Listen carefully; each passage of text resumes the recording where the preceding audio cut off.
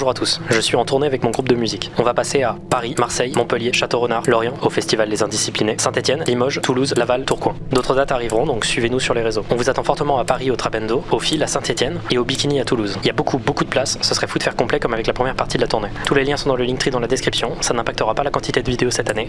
Hâte de vous voir.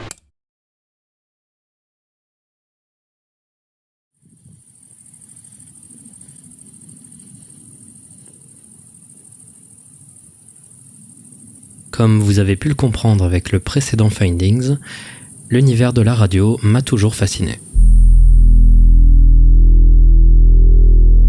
L'idée de transporter des informations à des milliers de kilomètres uniquement avec des ondes, l'univers des stations radio et leurs émissions, et le fait que la radio est profondément facile à capter pour n'importe qui, tout ça, pour moi, c'est fascinant et représente un terrain fertile à la création de mystères, d'horreurs et de bizarreries. Dans la précédente vidéo, je vous ai parlé en détail des stations de nombre, des stations radio en ondes courtes émettant des codes chiffrés étranges et indécodables qui appartiendraient à des instances gouvernementales et militaires top secrètes. On a notamment parlé en long et en large de UVB-76, la station de nombre la plus connue, une station russe qui, depuis les années 70, n'a jamais cessé d'émettre un même son de buzzer constant, entrecoupé par d'occasionnels messages audio. Cette vidéo était en réalité un prétexte, un moyen de donner une introduction à l'univers de la radio, car en réalité, les recherches sur UVB-76 m'ont ouvert à des dizaines d'autres sujets incroyables. Certains que je connaissais depuis très longtemps et qui ont été déterrés de ma mémoire à mon, et certainement votre, plus grand plaisir. Bienvenue dans l'univers des anomalies de diffusion et dans l'univers sombre de la radio.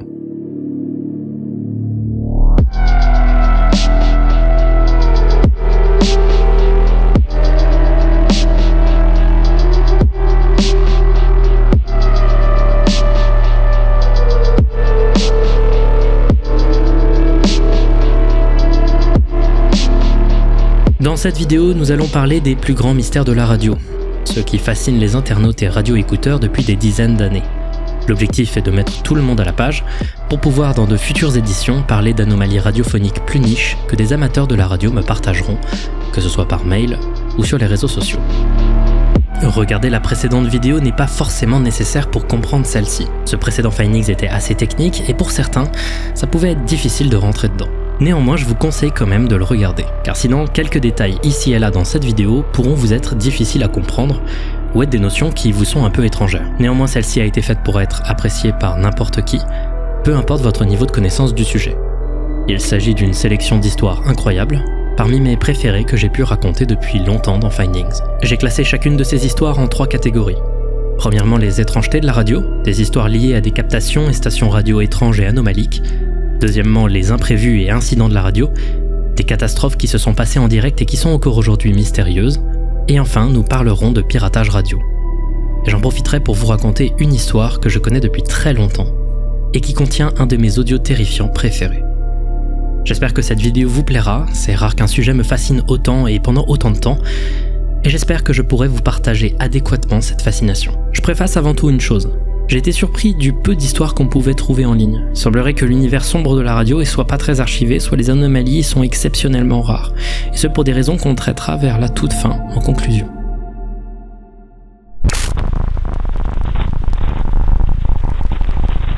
Les étrangetés de la radio existent surtout dans des anecdotes écrites plus que dans des enregistrements concrets. Que ce soit des gens faisant de la radio amateur, écoutant attentivement des discussions qui se mettent à dérailler dans des sujets interdits et bizarres, ou alors des légendes urbaines autour de personnes bizarres qui se baladeraient sur les fréquences radio amateurs, ou alors que ce soit des anecdotes de gens allumant leur radio sur une station inconnue diffusant quelque chose de terrifiant. You know, we're just in the car, you know, normal day, and then we hear this on the radio.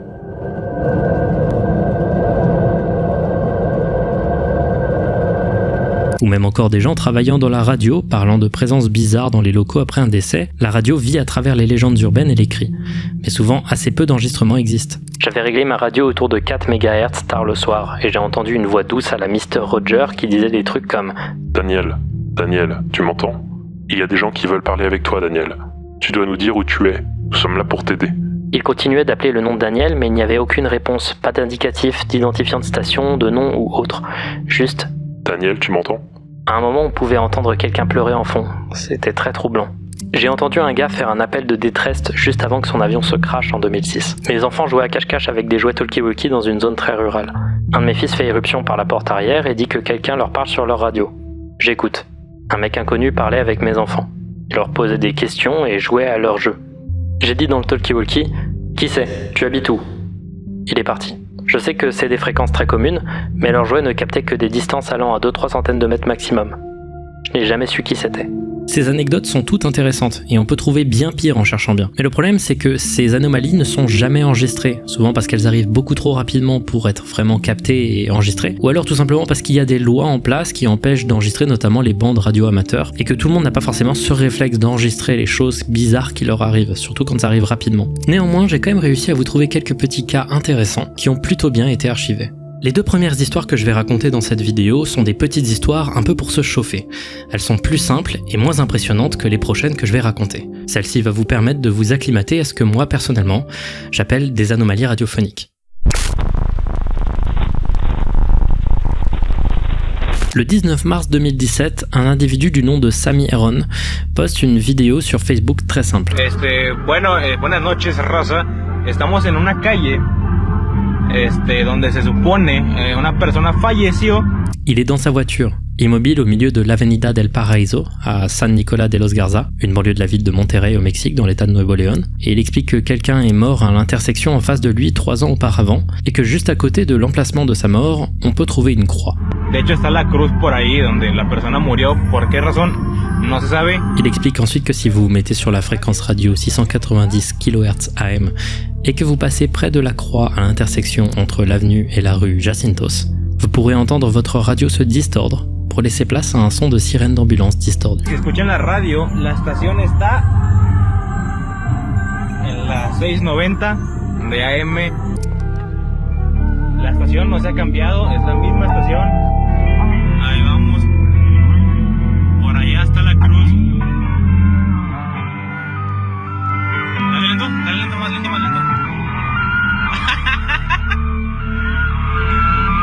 ¿No está la cruz?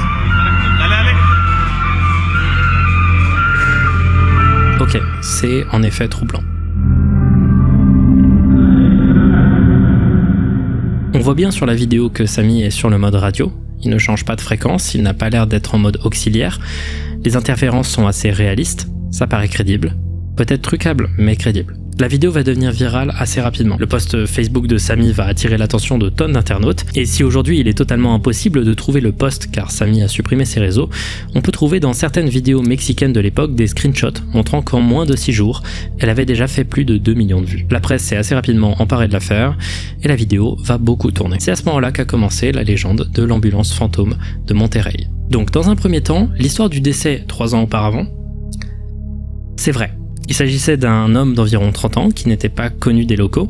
Il aurait été retrouvé à cette intersection, exécuté à bout portant de plusieurs balles dans le torse et laissé dos contre le sol, les bras et jambes tendus dans la forme d'une croix. J'ai trouvé 2 sources qui l'affirmaient, mais je ne sais pas si c'est vrai. Il aurait été frappé et éjecté d'un camion pick-up avant la fusillade. La police est arrivée 10 minutes plus tard sans pouvoir attraper les tireurs. D'autres informations que j'ai pu trouver sont plus difficiles à prouver, notamment le fait que cet homme s'appellerait Jorge Luis Espinoza Martinez, qu'il aurait été serveur et qu'il aurait été vu pour la dernière fois à Guadalupe, une banlieue pas très loin, quelques temps avant de mourir à cette intersection. L'histoire par contre est bien vraie, il y a vraiment eu un mort à cet endroit-là. La coïncidence est clairement troublante en fait, surtout quand des gens ont commencé à essayer le truc de la radio et que pour eux ça marchait aussi.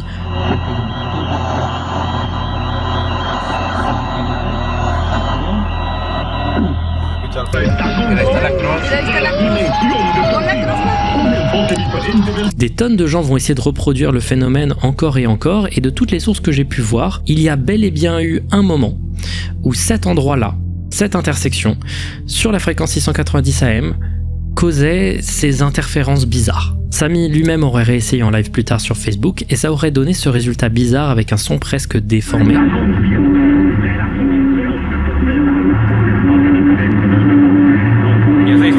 C'est un peu à ce moment-là que les choses ont commencé un peu à partir en vrille. Il y a des rumeurs qui vont commencer à se balader, des histoires fausses autour de Jorge Martinez sur sa manière de mourir qui inclurait une ambulance alors qu'en réalité pas vraiment. Le truc est allé assez loin, il y a des youtubeurs mexicains qui en ont parlé et c'est devenu une situation telle que des youtubeurs se rendant sur la scène rencontraient régulièrement une petite troupe de gens enquêtant sur l'étrange situation. Il y a également des fleurs qui ont été assez rapidement déposées à côté de la croix sur la scène.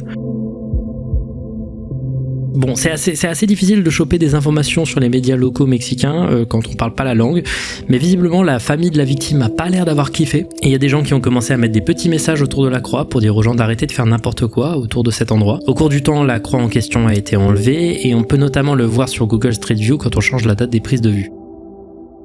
Mais figurez-vous que ça va un peu plus loin. Au cours du temps, cette histoire, comme c'est souvent le cas sur internet, est revenue lentement par vagues, à chaque fois un peu plus déformée, sur des nouvelles plateformes pour parler aux gens plus jeunes qui l'avaient manqué. C'est notamment revenu en 2019 et depuis ça revient par petites vagues. Chose qui est intéressante, c'est que les gens qui essayent maintenant de capter donc l'ambulance fantôme n'y arrivent plus. Et bizarrement ça coïncide un peu avec le moment où la croix a été enlevée. Bizarre. Bon, évidemment il y a des explications à ça. Et ce depuis quelques jours seulement après la première vidéo sur le sujet. D'abord, première chose intéressante, il n'y a pas qu'une seule fréquence qui fonctionnait pour le truc de l'ambulance.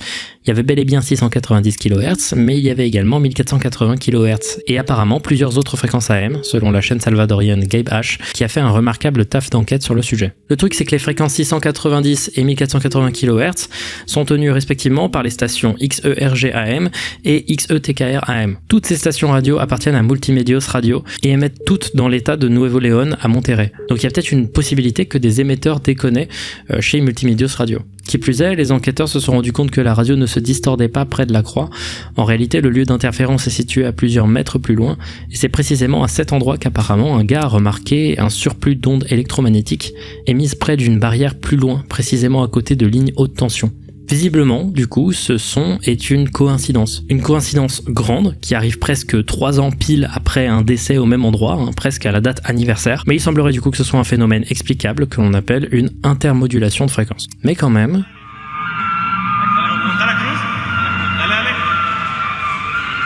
la coïncidence est particulière, quoi. C'est le cas de plusieurs de ces petites étrangetés. Des stations qui apparaissent brièvement, des distorsions inexplicables, qui sont souvent débunkées rapidement, mais qui ont quand même cette première impression assez folle. Un exemple assez connu, qui a pas mal tourné à une époque sur YouTube, c'est le cas du Crying Radio Man. C'était il y a 4 ans. Et pour vous raconter l'anecdote brièvement, un utilisateur que je vais anonymiser et appeler Marc, car il a supprimé tous ses réseaux, a réalisé une série de TikTok racontant un truc bizarre qui s'était passé quand il écoutait la radio. Il s'était mis sur la fréquence 89,9 FM par hasard, alors qu'il était juste ici. L'endroit est assez facile à retrouver sur Google Street View. C'est à côté de Elka Park, dans l'état de New York, aux États-Unis.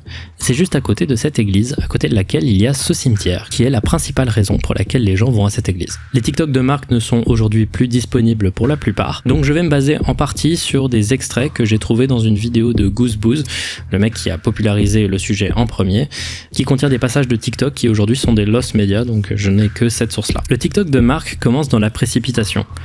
Sa radio est sur la fréquence 89,9 MHz, en mode FM, et voici ce qu'il entend. Guys, I'm listening to my radio right now, and for the past 2 minutes, this man has been breathing and crying. He sounds like he's in a bathroom, but this is coming through my fucking radio. Marc parle beaucoup sur l'enregistrement, probablement à cause de la confusion et la panique que peut causer une telle découverte. L'enregistrement d'un homme pleurant, en détresse, sans le moindre contexte. Marc écoutait la radio en répondant à des questions sur un live TikTok qui est aujourd'hui perdu, et quand la transmission étrange a commencé, celui-ci a très vite coupé le live et a enregistré dans la hâte, expliquant donc peut-être son côté un peu affolé.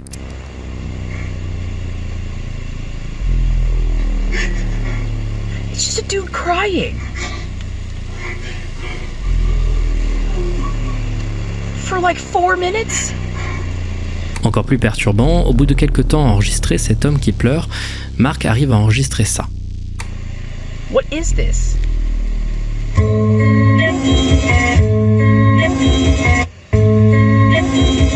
What the fuck? Un changement brutal vers une musique étrange. Dans une deuxième partie du TikTok, on obtient plus d'enregistrements encore. Toujours la même voix, pleurant encore plusieurs minutes après, à la radio. Guys? This This is coming through my radio. How do I send help? What is...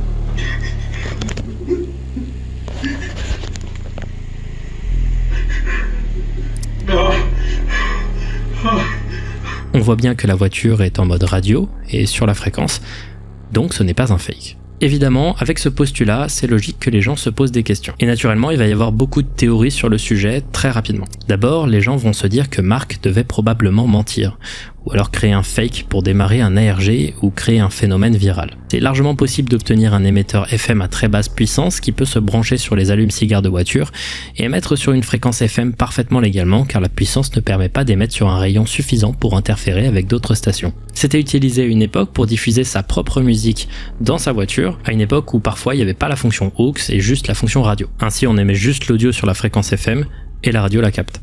Donc en utilisant ce système, Mark aurait vraiment pu mentir et créer un fake efficace.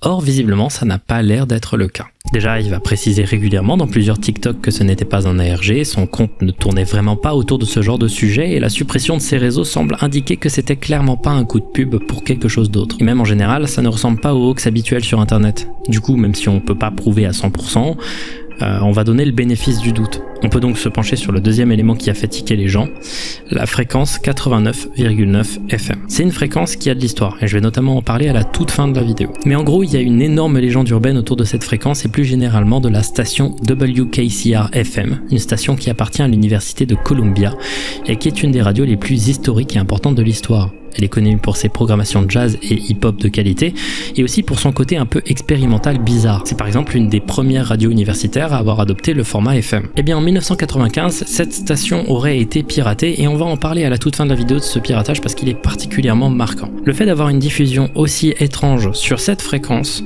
semblait pour beaucoup indiquer une chose, WKCR FM a été hacké pour la deuxième fois de son histoire. Sauf qu'évidemment, c'est pas si simple. Elka Park, c'est dans l'état de New York, et WKCR est une station new-yorkaise, certes.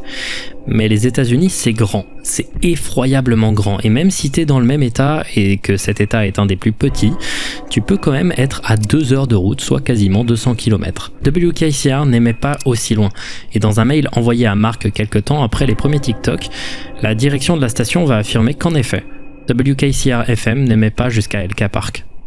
Donc cette station est en fait une station pirate. On sait que ce n'est pas la station qui utilise habituellement cette fréquence, et dans le coin où se situait Mark, aucune station n'utilise cette fréquence.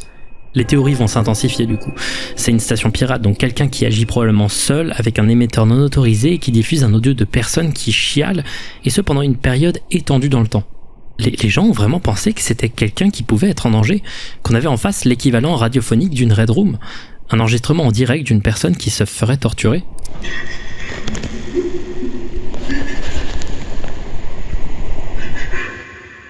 La raison pour laquelle je ne vais pas passer plus de temps que ça sur ce sujet, c'est pour 2 raisons qui sont profondément contradictoires. Le mystère est impossible à résoudre aujourd'hui et il est déjà résolu. On peut pas vraiment faire plus contradictoire. Alors, le mystère a pris fin quelques heures seulement après la sortie de la vidéo de Goose Booze qui couvrait le sujet. D'abord, la musique flippante a été identifiée.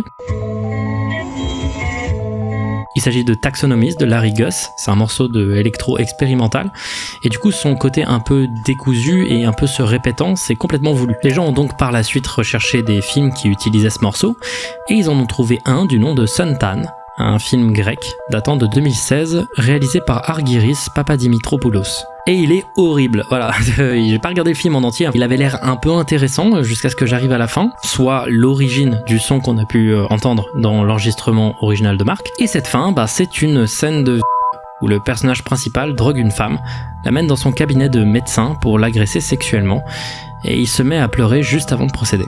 Et c'est très long et pas agréable à regarder du tout, et je sais pas, je trouve ça de mauvais goût. L'origine du son du Crying Radioman a donc été très vite expliquée, ça a permis d'expliquer qu'il n'y avait donc pas de personnes réellement séquestrées, ça a aussi permis d'expliquer le morceau de musique, qui est tout simplement la musique des crédits du film, donc du coup, le mystère est résolu. Sauf qu'en vrai, pas tout à fait. Qui a diffusé ça ? Beaucoup de gens pensent que c'est WKCR-FM, malgré le fait qu'ils nient toute implication. En effet, leur programmation a toujours été chelou, ils ont déjà diffusé des clips audio provenant de films dans le passé, et leur grille de programme expérimental aurait vraiment permis une telle diffusion. Mais comme dit précédemment, ils n'émettent pas à Elka Park, et ça m'étonnerait que les conditions météorologiques et atmosphériques aient été suffisantes pour qu'un signal FM parcourt autant de distance. Mais alors du coup, si c'est une radio pirate, la question de qui a émis ce signal, pour quelle raison, ça restera toujours un mystère. À jamais.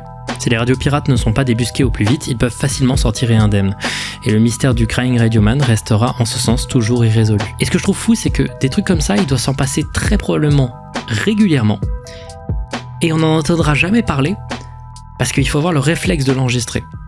Ce qui n'est pas forcément la chose qui vient toujours à l'esprit des gens. Mais soyons d'accord, les deux mystères que je vous ai présentés actuellement sont intéressants, mais quand même un peu superficiels. Ils sont souvent déjoués rapidement, laissent peu d'opportunités de s'étendre, c'est des petites étrangetés cachées ici et là. Mais lorsqu'on cherche suffisamment, on tombe sur des histoires incroyables. Est-ce que vous avez déjà entendu parler de la théorie des cosmonautes perdus ? La guerre froide, c'est une période très très particulière de l'histoire, vous vous en doutez. C'est également une période teintée par le secret et le confidentiel. Dans les années 50, les tensions entre l'URSS et les États-Unis étaient très très élevées, et une des parties de ces tensions était concrètement une guerre d'images. La guerre était en partie idéologique, et pour porter ses idées, il fallait donner l'image à l'autre camp que son parti était le plus développé, notamment en termes de technologie, car toute avancée majeure technologique pouvait signifier un plus grand niveau militaire. Donc d'abord les avancées se sont faites dans le domaine militaire directement, avec des missiles, et quand à peu près tout le monde a commencé à avoir des gros missiles, il s'est passé un truc inattendu. Le 4 octobre 1957, l'URSS arrive pour la première fois de l'humanité à mettre un satellite artificiel en orbite autour de la Terre. Sputnik 1 est le nom de ce satellite et il a terrorisé les États-Unis et causé ce qu'on appelle la crise du Sputnik. Une surprise quant à l'avancée inattendue de la Russie et une peur de leur supériorité technologique, donc militaire, et la peur de l'amélioration de leur arsenal nucléaire. Quelque temps après Sputnik 1, il y a eu Sputnik 2, bravo. Il s'agit pareil d'un autre satellite, qui cette fois-ci avait à son bord Laika, le premier animal mammifère à être allé dans l'espace. Puis les années vont passer et la Russie va mettre une vitesse aux États-Unis, donnant cette impression de ne jamais rater jusqu'à ce qu'en 1961, Yuri Gagarin à bord de Vostok 1 soit le premier homme à aller dans l'espace. Les US à côté ont paniqué et commencé à dépenser des tonnes de thunes pour arriver à rattraper la Russie. Ils ont créé la NASA et essayé tant bien que mal d'être les premiers à faire des nouveaux trucs. Mais la Russie les a devancés et semblait quasiment ne jamais rater quoi que ce soit, alors que les US avaient plusieurs échecs médiatisés rendus publics. Alors, pourquoi les Russes semblaient aussi bons et ne jamais rater ? En vrai, ils ont raté. Ils ont fait pas mal des échecs. Juste pour eux, c'était secret. Leur différence avec les US, c'est qu'ils n'annonçaient pas les décollages à l'avance, et ils ne parlaient que de leur réussite. Aussi, en général, ils essaient de passer sous silence des questions un peu moyennes d'éthique. Par exemple, Laika, le premier chien en orbite autour de la Terre dont j'ai parlé tout à l'heure, le satellite dans lequel Laika était n'était pas conçu pour revenir sur Terre. Depuis le début de la mission, tout le monde s'était mis d'accord pour que le chien crève en orbite, ce qui a posé beaucoup de questions éthiques après l'événement. Imaginez la panique du chien, en haut, incapable de comprendre ce qui lui arrive, après des mois de tests qui ont détruit sa santé, juste pour qu'elle supporte le décollage. Laika devait tenir quelques jours dans l'espace avant de manger de la nourriture empoisonnée pour mourir sans danger, et c'est ce que la presse russe a transmis, donnant des nouvelles régulières sur la santé du chien, sauf qu'en réalité, Laika avait perdu la vie seulement quelques heures après le décollage, à cause de la température de la cabine, qui avait monté exponentiellement. Le secret dans lequel le programme spatial soviétique opérait a amené à une spéculation. S'ils ne parlent jamais de leurs échecs, qu'ils sont capables de sacrifier une vie, certes d'un animal, mais une vie quand même, pour arriver à leur fin, quel genre d'accident ont-ils pu cacher du grand public ? Achille et Gianbattista Rudica Cordiglia sont deux frères italiens. En 1949, lorsque le premier avait 16 ans et l'autre 10, ils ont commencé une fascination pour la radio et deviendront radio-amateurs, en utilisant du matériel radio de surplus vendu à prix réduit par l'armée américaine.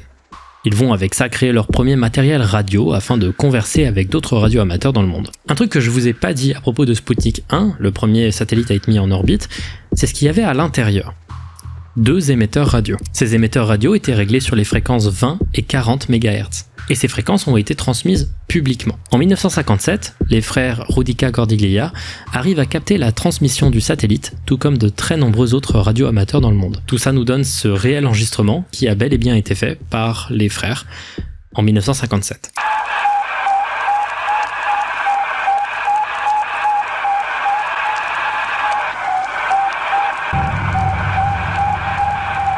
En écoutant ce signal d'un satellite 100 km au-dessus de leur tête, une pensée leur viendra à l'esprit. Et si on essayait de capter d'autres communications spatiales ?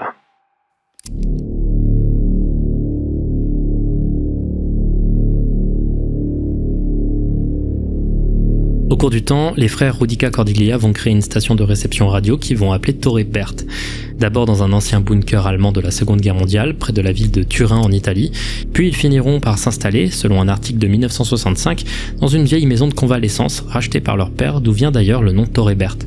Torre pour tour en italien, et Berthe pour Villa Berta la Zona, l'ancien nom de la maison de convalescence. Ils vont, avec beaucoup d'ingéniosité, créer un centre de réception radio incroyable avec un budget pitoyable. Ils ont par exemple créé une antenne à parabole qui pouvait suivre des objets se déplaçant dans le ciel avec des tuyaux, un volant de voiture, des roulements de camions et des grillages de poules. C'est des mecs très passionnés et intelligents. Ils ont créé à eux seuls, avec très peu de moyens, une station de réception radio qui pouvait rivaliser avec certains matériels militaires. Avec le temps, leur objectif va être clair, capter les émissions radio des satellites russes, étant donné que la Russie était très proche d'eux et que l'Italie se situait dans l'axe orbital russe. Ils étaient motivés par le secret du gouvernement russe et leur théorie selon laquelle ils ne disaient pas tout à propos de leur mission spatiale, qui se serait résolue en échec. Ils s'attendaient pas à grand chose, mais cette atmosphère de secret les a fascinés. À l'aide de leur sœur Maria Teresa, qui apprenait le russe pour déchiffrer les messages, et le réseau Zeus, un réseau qu'ils ont formé avec d'autres amateurs d'observateurs radio de l'espace, communiquant sur les ondes courtes, ils vont se mettre à épier la moindre activité spatiale russe, et ce qu'ils vont trouver est complètement incroyable, mais également très controversé. Laissez-moi vous raconter l'histoire de la Torre Berthe, telle que les frères Rudica Cordiglia la racontent, et après je vous donnerai la réaction du reste du monde à ces informations. Au début de leur activité d'écoute, ils ont réussi à enregistrer plusieurs satellites importants. Ça a été la clé de l'expansion de leur matériel et de leur technique de traquage. Ils ont, comme je vous l'ai dit plus tôt, enregistré l'émission radio de Sputnik 1, mais ils ont fait des trucs un peu plus fous, car ils ont également enregistré l'émission radio du moniteur cardiaque de Laika, le chien dont on avait parlé plus tôt.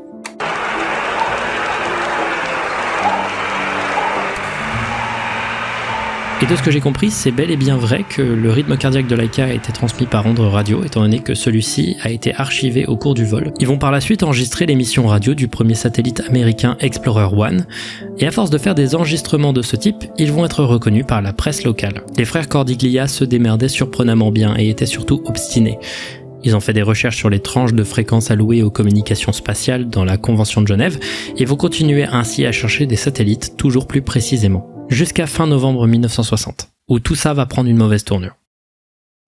Le 28 novembre, alors qu'aucune annonce de décollage de quelconque satellite n'avait été annoncée auparavant, l'observatoire spatial Bochum, situé en Allemagne de l'Ouest, va annoncer qu'il avait intercepté des signaux radio qu'il pensait pouvoir être un satellite.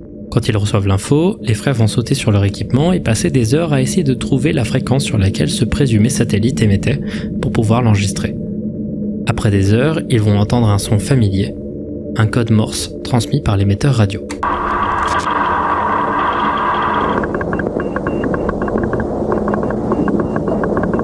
SOS. Quelqu'un, quelque part dans l'espace, appelait à l'aide. Pire encore, grâce à l'effet Doppler, les frères Cordiglia pouvaient facilement déterminer la trajectoire d'un satellite. L'effet Doppler, c'est le truc qui fait que le son d'une voiture passe d'aigu à grave quand elle passe près de toi. C'est pour cette raison apparemment que leur enregistrement de Sputnik 1 sonnait comme ça par exemple. Ils n'avaient pas encore de moyens de suivre correctement un satellite en mouvement, du coup les fréquences se décalent légèrement. Et bien là, ils se sont rendus compte que le satellite qui émettait le signal, il n'était pas en orbite, il n'était pas en train de tourner autour de la Terre. Il ne bougeait pas et son signal s'affaiblissait. Il était en train de s'éloigner lentement de la planète, avec son ou ses passagers à bord se rendant compte de leur inévitable destin, envoyant dans l'absence de moindre espoir leur dernier message SOS au monde entier. Vous réalisez à quel point c'est important si c'est vrai ? Ça voudrait dire que le premier homme dans l'espace n'est pas Gagarine, mais un cosmonaute dont on ne connaît pas le nom, dont un message en code Morse serait la seule trace. Pire encore, si c'est vrai, on peut aisément spéculer qu'il y en a eu des tonnes d'autres, et que la Russie envoyait des gens pas assez près crever dans l'espace juste pour devancer un peu plus l'Amérique. Et ça va pas s'arrêter là. Loin de là, le 2 février 1961, ils vont scanner les fréquences russes et tomber sur une autre capsule en orbite au-dessus de la Terre. Ils vont capturer 7 transmissions.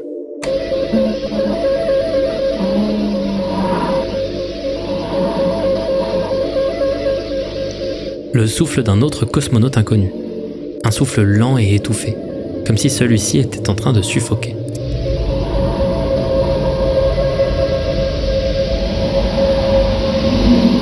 Plus tard, sur les fréquences de la même capsule, ils vont enregistrer un son étrange.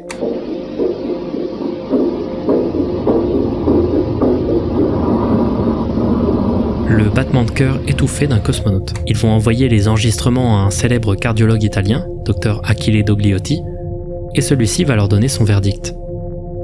Je pouvais clairement distinguer les sons clairs d'une respiration humaine haletante et forcée. C'est le cœur d'un homme en train de mourir. Quelques jours après, apparemment, la Russie annoncera qu'ils avaient lancé un satellite en orbite qui avait brûlé en retombant sur Terre. Celui-ci était de taille significative et selon eux, n'avait pas d'équipage. Pour certains, le lien était évident.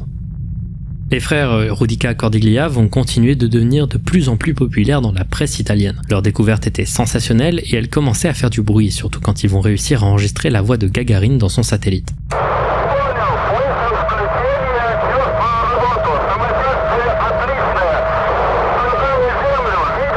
À partir de ce moment-là, ils étaient crédibles aux yeux de la presse. Et la rumeur selon laquelle deux petits Italiens étaient en train de prouver que le premier homme dans l'espace avait perdu la vie lors de son opération et que la Russie mettait des gens dans l'espace sans se soucier de leur mort probable, cette rumeur, elle commençait à bien se propager. Ils vont réussir à enregistrer des tonnes de trucs dont on n'a pas de traces sur internet car elles sont dans des archives gigantesques que les frères gardent avec eux. Plusieurs de ces exploits sont relayés sur internet avec des dates plus ou moins précises, mais sur internet, un enregistrement est tout le temps cité comme leur plus grande réussite. C'est un enregistrement terrifiant qu'ils auraient fait en mai 1961. Un enregistrement d'une femme dans un satellite disant ceci.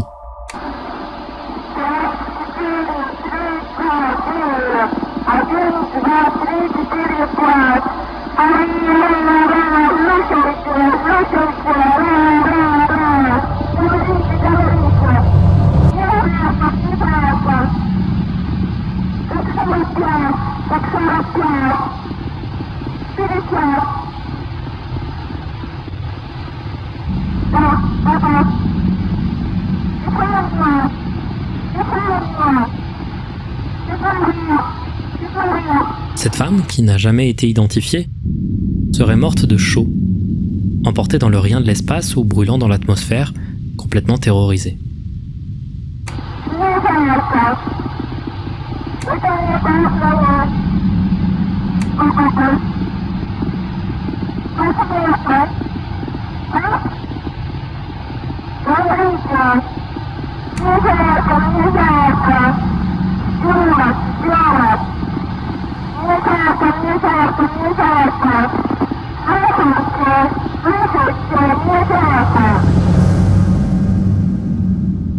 L'enregistrement est vraiment troublant. Quelques jours plus tard, ils auraient capturé des voix masculines dire sur une même fréquence « La situation s'empire. Pourquoi ne répondez-vous pas? On va de plus en plus lentement. Le monde ne saura jamais rien de nous. » suivi d'un silence pesant. Et ainsi, dans l'agonie et la douleur, se serait terminé le premier voyage spatial avec un équipage de l'histoire, un vaisseau brûlant dans l'atmosphère, piloté par des gens affolés, dont personne ne connaîtra jamais le nom. C'est flippant. C'est vraiment flippant. Et c'est une histoire qui me fascine depuis des années. Ce qui est incroyable avec cette théorie du complot, c'est qu'elle se base sur des tonnes de choses qui paraissent parfaitement plausible. La Russie ne parlait en effet que de ses réussites. Des cosmonautes ont bel et bien été retouchés en dehors de certaines photos, notamment cette photo appelée les 6 de Sochi, où le cosmonaute Grigori Nelyubov a été censuré après avoir été viré pour alcoolisme et mauvaise conduite du programme spatial soviétique et qui mettra fin à ses jours en 1966. C'est aussi vrai que la Russie, si on ne croit que les vols qu'ils ont annoncés, a fait très peu de lancers de satellites, genre trop peu par rapport à ce que devrait être annoncé logiquement. Cette théorie se base sur des observations qui sont vraies et qui amènent à cette spéculation de manière assez logique. Sauf que vous vous y attendez peut-être, il y a des problèmes avec strictement tous les enregistrements disponibles des frères Rudica Cordiglia. Aujourd'hui, peu de personnes croient en leurs enregistrements, et je vais vous expliquer très brièvement pourquoi. D'abord, leur station de réception radio, si elle est en effet assez impressionnante et fonctionnelle, elle n'est pas à la cheville des stations de réception radio militaires, qui sont elles situées partout sur le globe, et qui font parfois exactement le même taf qu'eux. Pour des tonnes de voyages de satellites, on a plusieurs récepteurs radio qui ont pu capter des satellites. Pour les enregistrements les plus terrifiants des frères, il n'existe que les leurs. Ce sont les seuls à avoir enregistré ce qu'ils ont réussi à enregistrer. On peut répondre à ça que c'est parce qu'ils scannaient les ondes tout le temps et pas juste quand des décollages de satellites étaient annoncés. Mais ça reste suspect. Maintenant, on va dire l'évident, aucune personne n'a jamais été identifiée, aucun cosmonaute, aucune famille de ces présumés cosmonautes, aucun ami, aucun ancien collègue. Avec le temps, il y aurait bien eu des gens qui auraient fui le pays pour annoncer la mort d'un proche qui aurait été le premier cosmonaute de l'histoire à aller dans l'espace, mais ça n'a jamais été le cas, et alors que la plupart des échecs russes se sont déclassifiés, aucun décès de cosmonaute n'a jamais été révélé dans ces dossiers. Maintenant, on va être un peu plus relou. Leur récepteur radio, en effet, c'est impressionnant, mais c'est pas non plus suffisant pour faire des enregistrements clairs, précis et longs qu'ils ont balancés pendant des années. Les bandes de fréquences sur lesquelles ils se mettaient étaient apparemment un peu bizarres selon des experts, leurs interviews peuvent parfois se contredire et les dates des enregistrements, surtout le dernier, sont floues. Ensuite, ils ont annoncé en 1963 avoir reçu une image télévisuelle de Luna 4, un satellite qui devait prendre des photos de la Lune, mais qui apparemment a échoué. Voilà l'image télévisuelle qu'ils auraient reçue. Ça n'a pas l'air d'être une vraie image de la Lune, je vais pas vous le cacher. Chelou ça ressemble un peu à un Photoshop quoi. Maintenant, continuons avec un autre truc qui est un peu drôle, c'est les battements de cœur. Un battement de cœur, t'as pas à l'envoyer avec un signal aussi complexe en fait. L'avantage d'un battement de cœur, c'est que t'as juste besoin d'une seule fréquence qui fait bip, car un battement c'est juste une impulsion quoi. Et en l'occurrence, voici comment des moniteurs cardiaques de l'époque étaient transmis par radio. Voilà donc un vrai enregistrement audio. Voilà, quand la fréquence coupe, c'est qu'il y a eu un battement. Bref, ça c'est très suspect.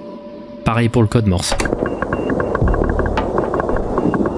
J'ai trouvé l'origine de ce son en particulier dans le documentaire controversé Space Hackers, qui parle des frères Rodica Cordiglia, qui utilisent beaucoup d'images d'époque qu'ils ont créées eux-mêmes, qui montrent plein d'enregistrements qui n'avaient jamais été entendus avant et qui montrent plein d'interviews également de ces frères-là. Un code Morse, on l'a vu précédemment, en général tu le codes sur une fréquence avec un son de bip. C'est beaucoup moins coûteux et c'est beaucoup plus facile. Donc pourquoi utiliser un truc qui fait clac clac clac clac clac clac, peut-être à la limite parce qu'il n'y a pas le matériel et que c'est une diffusion d'urgence, mais dans ce cas-là pourquoi pas juste parler. Un peu bizarre. Si tu continues à creuser, les frères disent avoir été contactés par un agent du KGB qui ne les a pas assassinés car ils commençaient à devenir connus, le tout en décrivant un protocole ne ressemblant pas au processus d'assassinat de l'URSS. Ils auraient enregistré John Glenn, premier américain à faire un vol orbital, et auraient bluffé la NASA en leur faisant écouter leurs enregistrements, mais leur histoire de eux se rendant à la NASA est truffée d'inconsistances avec la vie réelle. Bref, la conclusion de beaucoup de gens sur les enregistrements de Thor et Bert est la suivante. Ils ont bel et bien enregistré des satellites, mais alors qu'ils devenaient connus, ils ont dû continuer à inventer des informations de plus en plus sensationnelles pour maintenir leur popularité. Le truc qui est fou par contre, c'est que la presse de l'époque a vraiment avalé ces infos quoi. Les US et en général le monde occidental avaient besoin d'être rassurés quant à leur supériorité face aux Russes, et donc les journaux ont pris les enregistrements des frères sans les remettre en question. Aujourd'hui, des tonnes de gens croient en la théorie des cosmonautes perdus, mais des dizaines de théories et de noms qui ont été donnés, aucun n'a jamais été prouvé, et à ce jour, Yuri Gagarin est toujours la première personne à être allée dans l'espace. Mais quand même, quand j'écoute cet enregistrement, je me sens mal. Je ressens intensément la panique dans la voix de cette femme. L'image même d'être à la dérive dans le grand rien de l'espace, en se rendant compte lentement de l'impossibilité d'un retour sain et sauf sur Terre alors que l'oxygène baisse et que la température monte, cette image, elle va me rester en tête longtemps.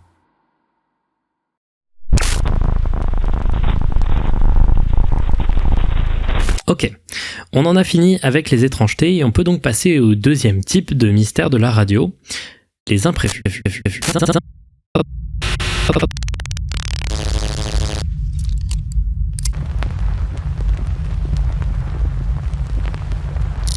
Désolé, j'ai eu un petit imprévu, j'ai dû un peu tout reset, désolé.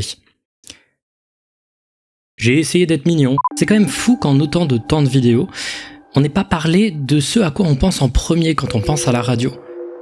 Les émissions à la radio. Oui, on a parlé de bugs radio, de stations étranges, de communications militaires, spatiales, pirates, de stations de nombre, avant même de causer des stations FM et digitales qu'on écoute la majorité du temps quand on écoute la radio. C'est tout simplement le premier sujet auquel j'ai pensé quand je me suis dit que j'allais pas faire une vidéo sur les stations de nombre, mais sur la radio en général. Les imprévus, c'est-à-dire des interviews qui se passent mal, des tragédies en live à la radio, des coupures inexpliquées, je pensais qu'il allait y en avoir des tonnes, des histoires de ce type, qui se baladent sur internet. et j'en ai presque pas trouvé. Celles que j'ai trouvées sont vraiment fascinantes, mais c'est un truc de ouf. À la radio aujourd'hui, il y a presque pas d'erreurs et de bizarreries un peu flippantes, ou du moins elles ne sont pas archivées. Alors qu'à la télévision, des désastres en direct, il y en a une quantité astronomique, au point qu'on pourrait en faire plusieurs icebergs. Et je pense qu'une des raisons pour laquelle les choses sont telles qu'elles sont aujourd'hui, c'est à cause de ce premier sujet dont je vais parler. C'est pas techniquement un imprévu, mais c'est très très connu, et vous allez voir, c'est une des choses les plus importantes de l'histoire de la radio.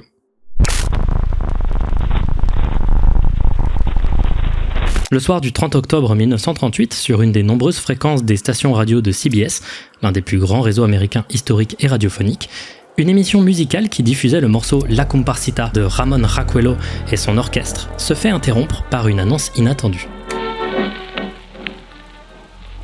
Ladies and gentlemen, we interrupt our program of dance music to bring you a special bulletin from the Intercontinental Radio News. Un annonceur indique que des explosions de gaz incandescentes régulières ont été observées à la surface de la planète Mars et que ce gaz se dirige vers la Terre à une très grande vitesse. L'annonce s'arrête et la musique repart. Quelque temps après, l'annonceur revient et annonce que le bureau météorologique du gouvernement américain semble très préoccupé de la situation.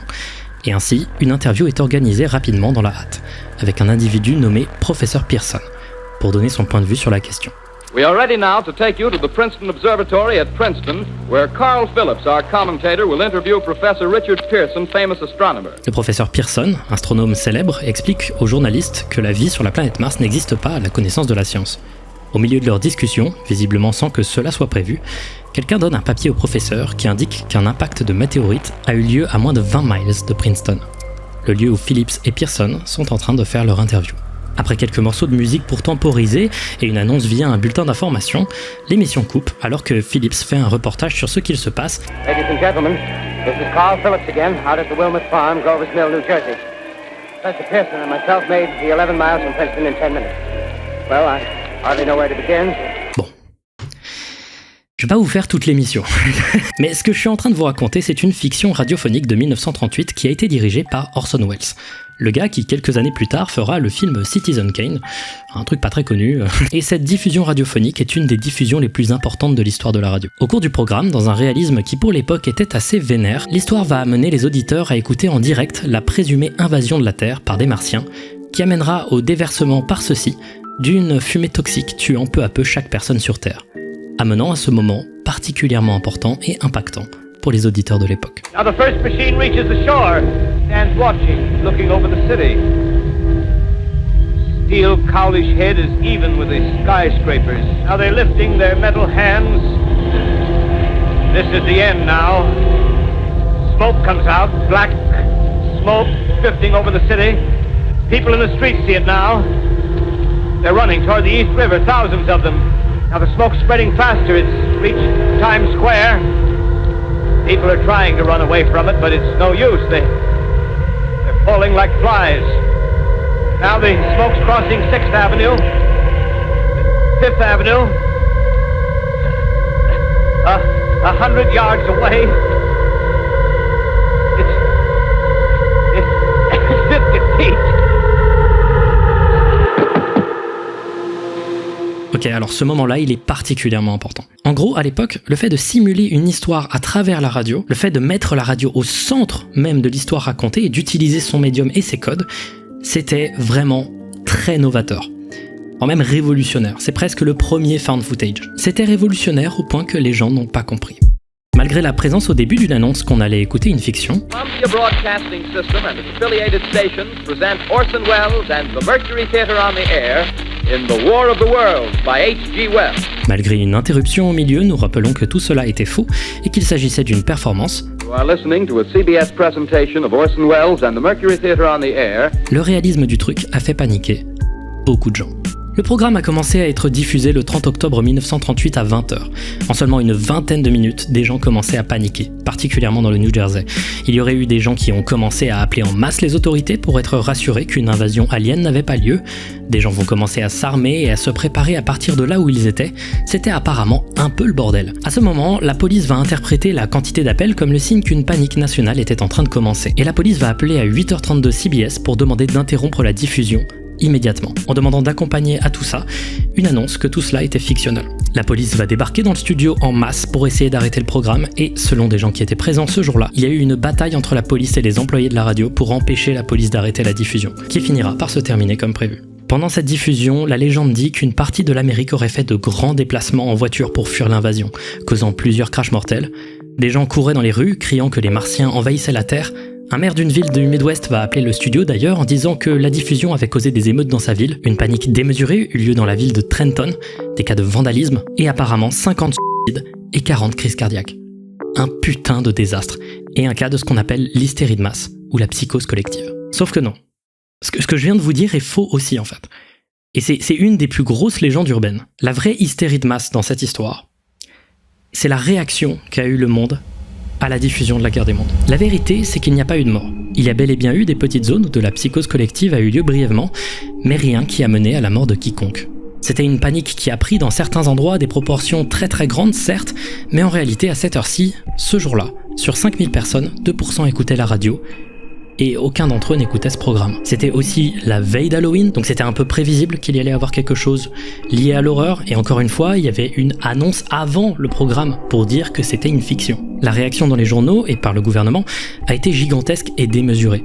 L'intégralité des rumeurs sur la panique nationale viennent de ces journaux qui pendant des mois vont lyncher médiatiquement CBS et Orson Welles. Ce lynchage et cette réaction, aussi bien des médias que du public, est très facilement explicable. C'était pas fun comme période. 1938, on a connu mieux, et à l'époque les gens avaient peur, et à raison, d'un conflit mondial et de la montée de plusieurs dictatures. La réaction est donc parfaitement compréhensible, mais ça a créé un problème avec la radio qui, je trouve, a encore des répercussions aujourd'hui. La radio est un peu considérée comme le relais d'information le plus accessible. Dans des situations de catastrophe, la communication d'instruction peut se faire par ondes courtes et autres moyens radiophoniques. Ce médium, plus que tous les autres, encore aujourd'hui, est perçu comme un média sérieux où les informations graves sont transmises très très vite. Donc expérimenter avec le format et essayer de faire peur aux gens, on n'a pas trop le droit de déconner avec ça. Car sinon on pourrait avoir peur d'une deuxième guerre des mondes. La radio aujourd'hui elle peut expérimenter, mais terroriser les gens, elle peut beaucoup moins se le permettre. Il y a des réglementations qui sont mises en place pour ça. Rajoutez à ça le fait que les reportages radio sont la plupart du temps beaucoup moins sujets aux imprévus que la télévision, et on a peu d'histoires fascinantes, archivées, de trucs inattendus et terrifiants qui se sont passés à la radio. Mais on en a quand même quelques-uns. Avant de vous raconter un incident assez connu de l'histoire de la radio, laissez-moi vous raconter une autre histoire.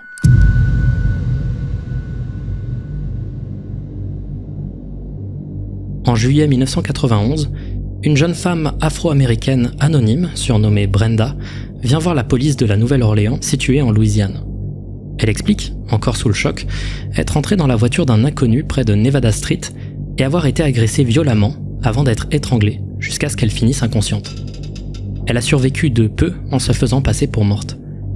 Elle raconte s'être réveillée 6 heures plus tard sous un tas d'ordures, quasiment incapable de parler, tellement l'étranglement avait été violent. Elle décrira à la police cet homme comme étant un homme noir propre sur lui, bien habillé et musclé. Aux yeux des enquêteurs, ce terrible témoignage signe le début de l'activité du Storyville Slayer, un serial killer qui a opéré entre 1991 et 1995 dans la Nouvelle-Orléans, tuant entre 24 et 27 femmes, selon les estimations. La plupart de ces femmes étaient noires et ou transgenres, elles étaient souvent très pauvres et impliquées dans des réseaux de prostitution ou de drogue. Probablement car ces populations sont parmi les moins défendues et enquêtées par la police, permettant donc aux tueurs de s'en sortir indemnes. Il agressait ces femmes, puis les étranglait jusqu'à la mort avant de les laisser la plupart du temps dans des tas de déchets, de coins peu fréquentés. Je vais pas aller plus en détail, ces crimes sont sordides, et le pire dans tout ça, c'est que 6 des victimes n'ont toujours pas pu être identifiées, tout simplement parce que leur corps était trop abîmé et que cette partie de la population était beaucoup trop délaissée. Pour vous dire, il a fallu attendre août 1995 pour que le chef de la police de la Nouvelle-Orléans, Richard Pennington, annonce qu'un serial killer présumé était présent dans la ville et qu'une enquête commençait. Tout ça alors que l'émission américaine Unsolved Mysteries avait déjà fait une émission sur le sujet en 1992. Et dans cet épisode, il y avait notamment une interview anonymisée de Brenda. Lorsque l'enquête va commencer, un premier suspect va être identifié en Victor Gant dans le meurtre de 2 des victimes, celui de Karen Ivester et de Sharon Robinson, 2 femmes retrouvées au même endroit dans une zone marécageuse près d'une route. Victor Gant était un policier qui vivait en colocation avec Sharon Robinson et elle avait reporté à la police que celui-ci l'avait battu en décembre 1994, ce qui a démarré une procédure judiciaire en 1995 qui n'a pas pu tout à fait arriver à bout à cause du meurtre de Sharon et de son amie Karen. Beaucoup de gens ont donc pensé très vite que Gant était responsable de ce meurtre. Sa haine de Sharon était connue des forces de police grâce à de nombreux témoignages et ce meurtre aurait permis de réduire les deux femmes au silence. Sauf que beaucoup de traces d'ADN inconnues avaient été laissées sur la scène de crime et celui-ci ne correspondait, à la surprise de beaucoup d'autres personnes, pas à celui de Victor Gant. Aujourd'hui, on serait certain que ce n'est pas lui qui a causé ce meurtre. Plus tard, un deuxième suspect sera trouvé en la personne de Russell Elwood. Et je vais pas aller trop en détail car c'est long, mais il a été trouvé en train de se dans sa voiture près d'une des scènes de crime. Il était connu des forces de police dû à ses addictions à la drogue et ses tentatives de se faire de l'argent illégalement. Il avouera durant des interrogatoires de police avoir côtoyé de nombreuses prostituées noires dans les quartiers de la Nouvelle-Orléans où les crimes ont eu lieu, mais malgré ça, il continuait de clamer son innocence. Au cours du temps, il va se faire arrêter des tonnes de fois par la police et passer du temps en prison pour de nombreuses raisons différentes. Et à chaque fois, des prisonniers vont dire qu'il disait avoir commis la plupart des meurtres. Il va mentir plusieurs fois pendant des interrogatoires, puis ensuite avouer des trucs, puis ensuite dire qu'il avait menti dû à ses maladies mentales, pour enfin re-avouer, en refusant que ses confessions soient enregistrées, pour finalement dire que ses confessions étaient fausses. Et en 1998, alors qu'il était déjà en prison, il sera accusé d'avoir commis le meurtre de Cheryl Lewis et Dolores Mack, deux femmes trouvées en 1993 à des emplacements très proches les uns des autres. Il finira par manque d'alibi et plusieurs preuves contre lui, à être condamné à la prison à vie en 1999 pour le meurtre de Cheryl Lewis.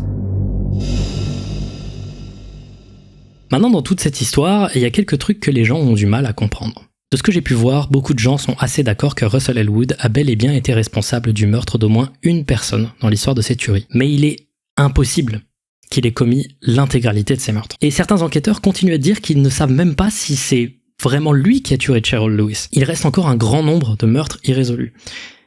Et tous ces meurtres se sont arrêtés dès le moment où la police a fait une déclaration publique. Maintenant, il y a une pièce du puzzle que je ne vous ai pas donnée, et qui pour certaines, depuis quelques années, pourrait être la clé pour résoudre enfin le mystère de ce serial killer qui a causé tant de souffrance sur son passage. Cette pièce de puzzle, c'est un appel qui a été diffusé durant une émission radio, le Howard Stern Show.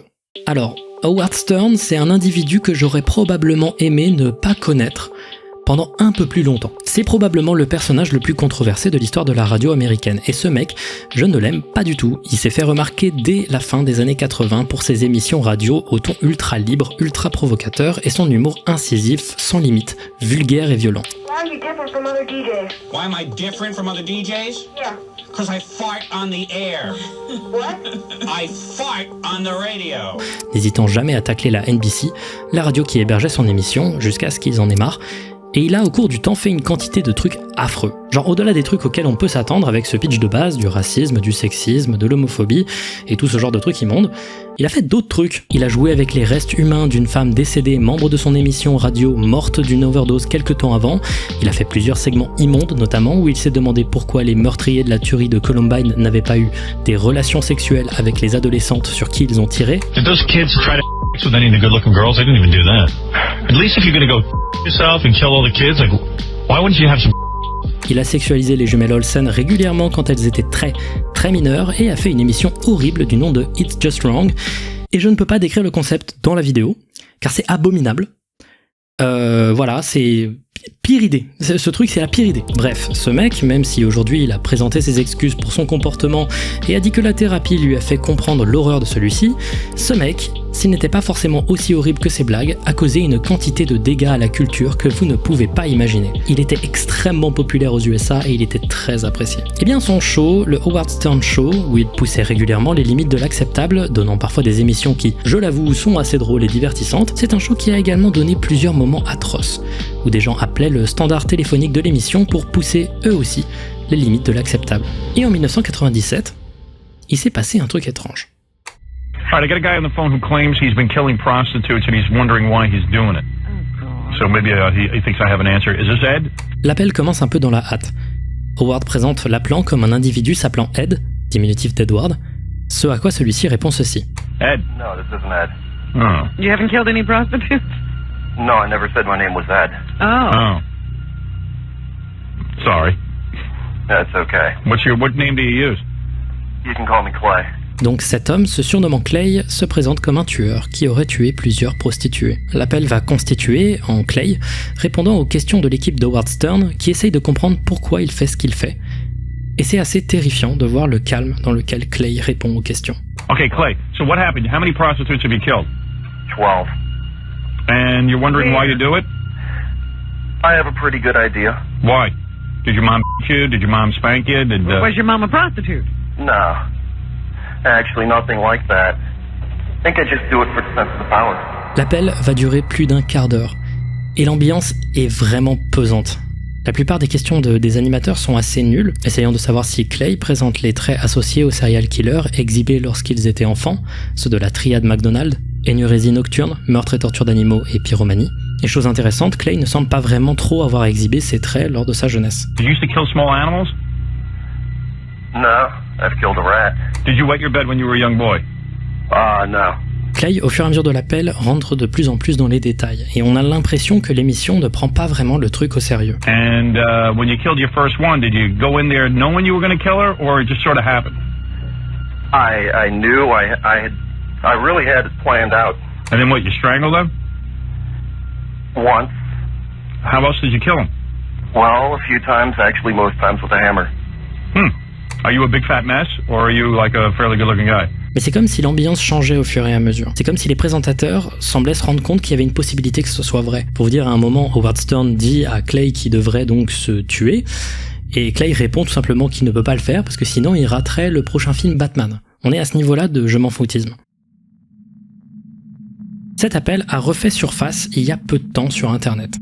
Le mystère du Storyville Slayer était dormant depuis plusieurs années, et c'est quand cet enregistrement a refait surface sur internet que les gens se sont rendus compte qu'il pouvait y avoir des connexions entre cet individu et le Storyville Slayer. D'abord, les deux viendraient de Nouvelle-Orléans, les deux semblent s'attaquer à des prostituées, et les deux semblent également s'être pris à des personnes transgenres. Il y a de nombreux détails qui sont donnés à propos de périodes de pause qui ont bel et bien eu lieu avec le Storyville Slayer, et également des périodes d'activité qui correspondent à la réalité. When was the last time you killed? It's been a few months. Right. Actually, it's been going on a year. De nombreux détails semblent être concordants. But does the killing satisfy you in some way? I've eaten off thinking about it later. Mais il a été trouvé en train de se dans sa voiture près d'une des scènes de crime. Yeah, Howard, that's pretty funny because the only suspect they had when they started finding the bodies was a black police officer. Turns out one of them was associated with them. Le premier suspect va être identifié en Victor Gant dans le meurtre de 2 des victimes.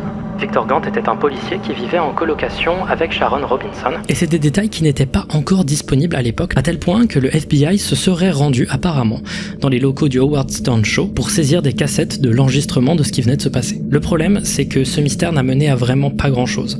Aucun fichier n'est déclassifié vis-à-vis de cet appel et on ne sait pas si le FBI a fait quelque chose avec cet appel. Beaucoup de gens pensent par contre que c'est un hoax, que c'est soit quelqu'un qui ment, qui invente une histoire à Howard Stern pendant l'appel, ou alors peut-être qu'il s'agirait juste d'un coup monté de Howard Stern parce que c'est déjà arrivé qu'il fasse des choses similaires. Et si c'est le cas, ça aurait fonctionné. Dans les médias, sur le moment quand ça s'est passé, avant que ça retombe dans l'oubli pendant quelques temps, ce passage de son émission a fait beaucoup de bruit. L'appel est impossible à retracer, on n'a pas d'enregistrement de la voix de Russell Elwood qui nous permettrait d'essayer de comparer les deux personnes. Apparemment, Elwood était incarcéré à cette période-là, mais peut-être que c'est un appel qu'il a fait depuis la prison, c'est largement possible. I know I'm not going to get him to turn himself in. I've had calls from people who go, well, why didn't you do something? I go, well, what am I supposed to do? The guy's on the phone. Crawl through the phone and get him? Yeah.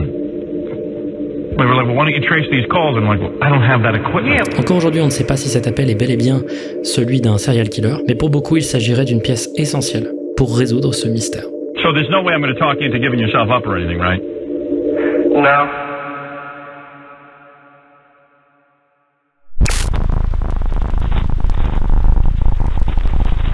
Coast to Coast AM est une émission talk-show américain extrêmement populaire, diffusée sur plusieurs stations radio partout dans le pays. Cette émission a commencé en 1998 et encore aujourd'hui, celle-ci est en cours. Avant 2003, là où se passe notre histoire, l'émission était animée par son créateur, Art Bell, un mec légendaire de l'histoire de la radio américaine qui est décédé en 2018. Son émission durait quasiment 4 heures, diffusée au cœur de la nuit et était destinée aux fans de paranormal, de théorie du complot, d'horreur et d'étrange. Le format est simple, il commence avec des actualités, souvent avec un focus sur les faits étranges et mystérieux, puis ensuite il y a une interview d'un premier invité qui dure en général 1 heure, puis une deuxième interview après, qui est beaucoup plus longue avec un autre invité, puis enfin une section call-in, où des spectateurs de l'émission peuvent appeler en direct à la radio pour poser des questions à l'invité. Le ton de l'émission est assez ouvert, remet assez peu en question de manière critique les choses dites par les invités pour ne pas couper l'expression de leurs idées.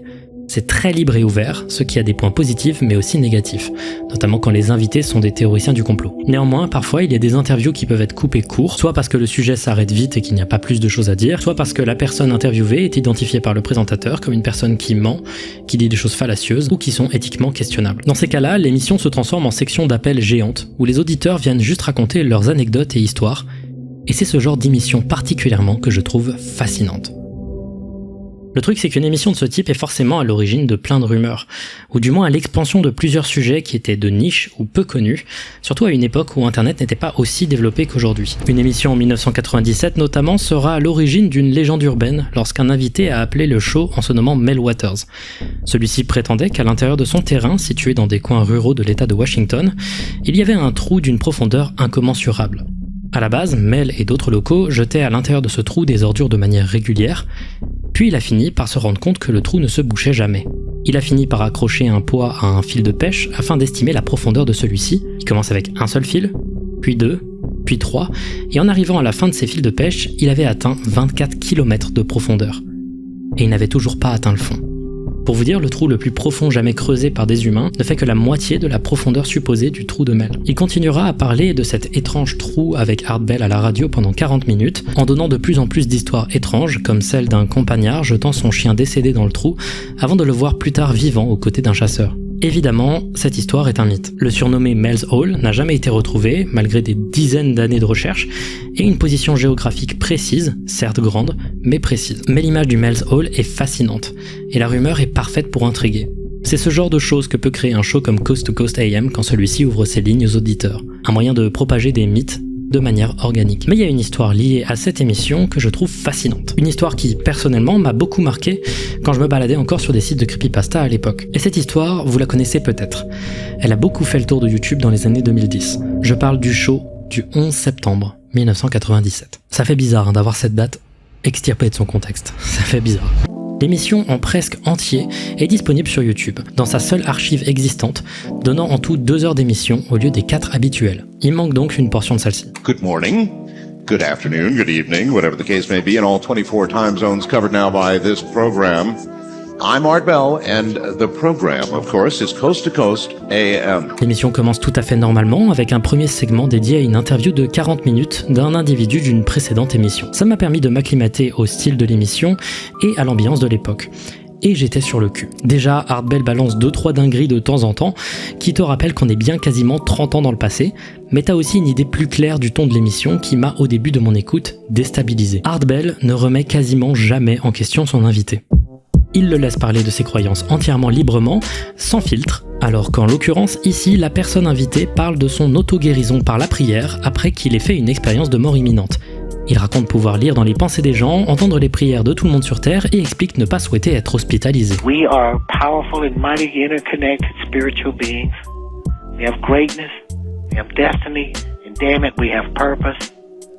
And we are connected, and I don't care what chemists say and scientists say. Art Bell ne remet jamais en question ce mec, sauf à un moment. It's funny, Daniel, when you were at the worst, CNN was running a thing about prayer, the power of prayer. They had a doctor on, and he said, you know, 70 to 90% somewhere in there of people who take placebos will declare there to be an improvement in whatever condition they took them for. Et si au début je trouvais ça irresponsable et complètement zinzin de laisser des gens dire des trucs comme ça sans essayer de les couper pour donner des informations un peu plus factuelles, c'est quand la vraie émission a commencé que j'ai commencé à comprendre l'attrait qu'elle pouvait avoir. Cette émission était une édition spéciale antenne libre où des gens pouvaient appeler un standard spécialement créé à cet effet, appelé la Area 51 Phone Line, où des gens prétendant être des employés ou anciens employés de la zone 51 pouvaient librement parler de leur expérience et dire des informations sur les activités de la base militaire.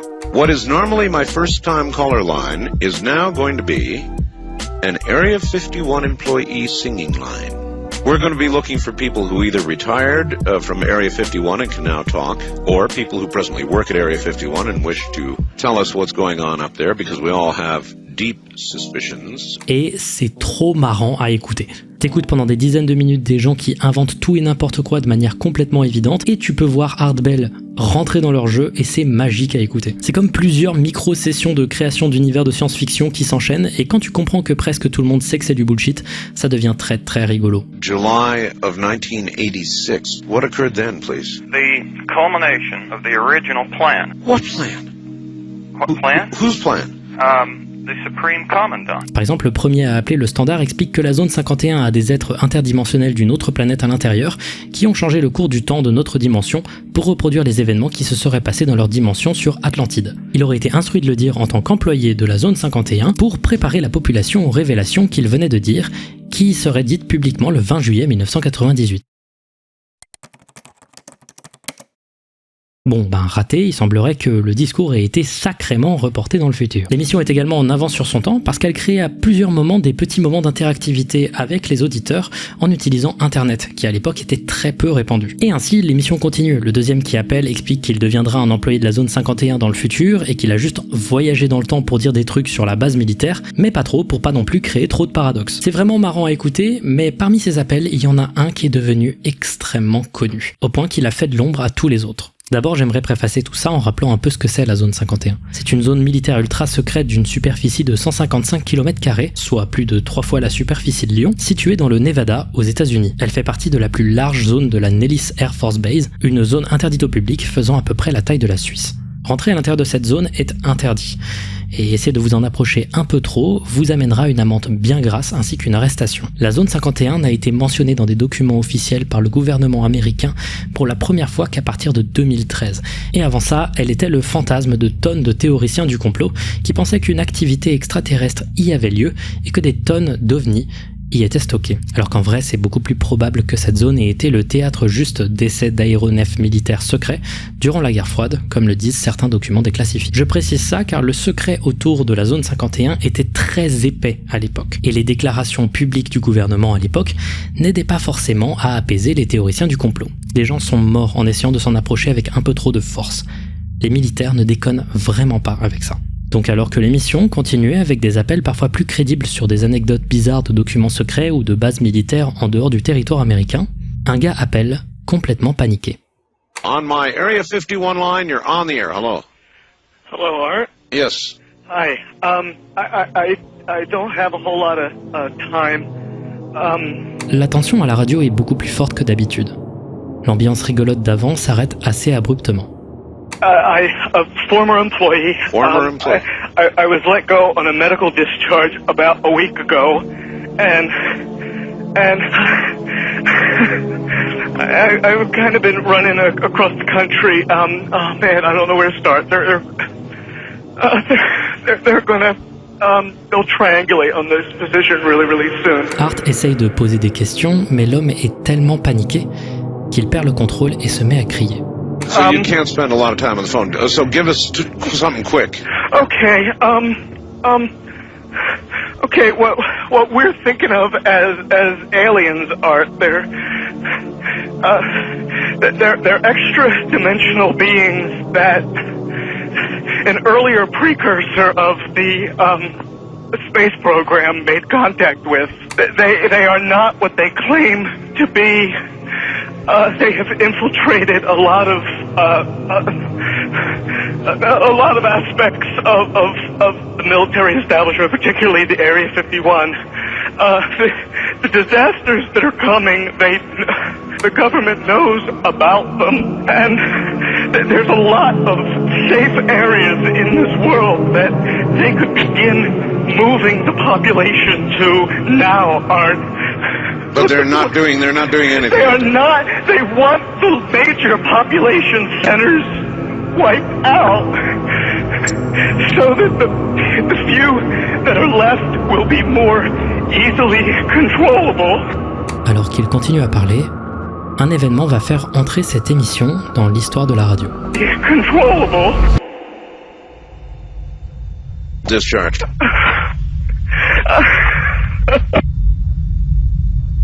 L'intégralité de la transmission radio de l'émission va couper. Et pendant 2 minutes, la radio entière sera plongée dans un étrange silence. Pesant.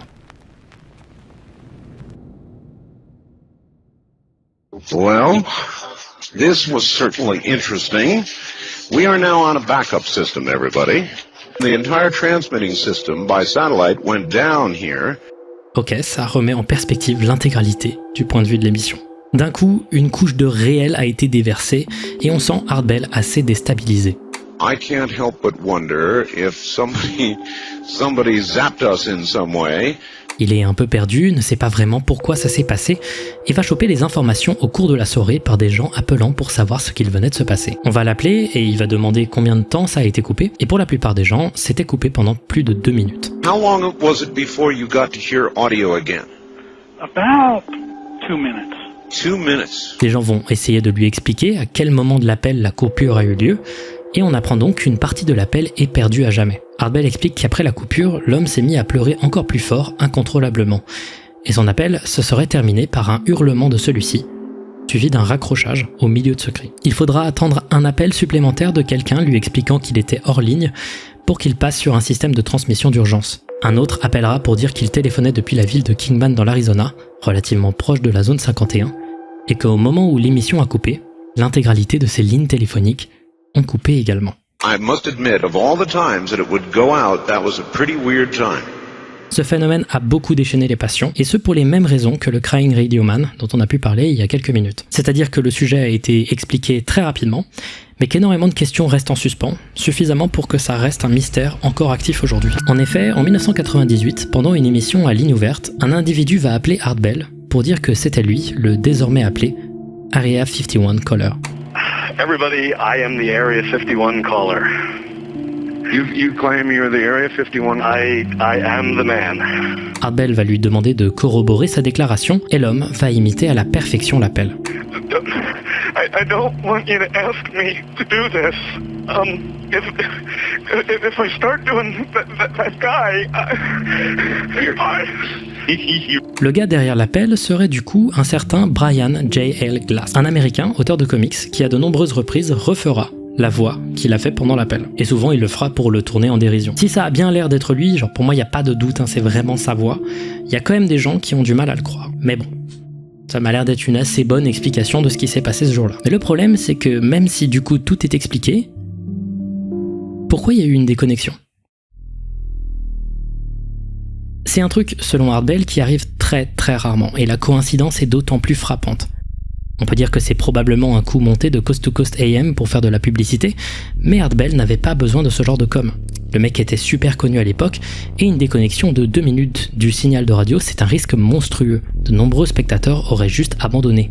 Et du coup, quand on pose la question à Brian Glass de pourquoi la station s'est coupée, il sait pas. How do you account for the fact, Area 51 caller, that part of the way through your spiel, the satellite went down? I have no idea, and it scared the heebie-jeebies out of me that night. I've called a number of times on your specialty line nights doing different, kind of wacky characters, and that's all that one was supposed to be. Du coup, qu'est-ce qui a coupé la transmission ? Ben, c'est ça qui est génial. On sait pas. On sait pas si c'est une coïncidence ou si quelqu'un a vraiment coupé la transmission. On ne sait pas si c'est lié à cet appel, on ne sait pas si c'est lié à d'autres choses qui auraient été dites avant dans l'émission, peut-être pour attirer l'attention sur un truc précis plutôt qu'une information compromettante. Comme avec toute théorie du complot, on peut vraiment spéculer.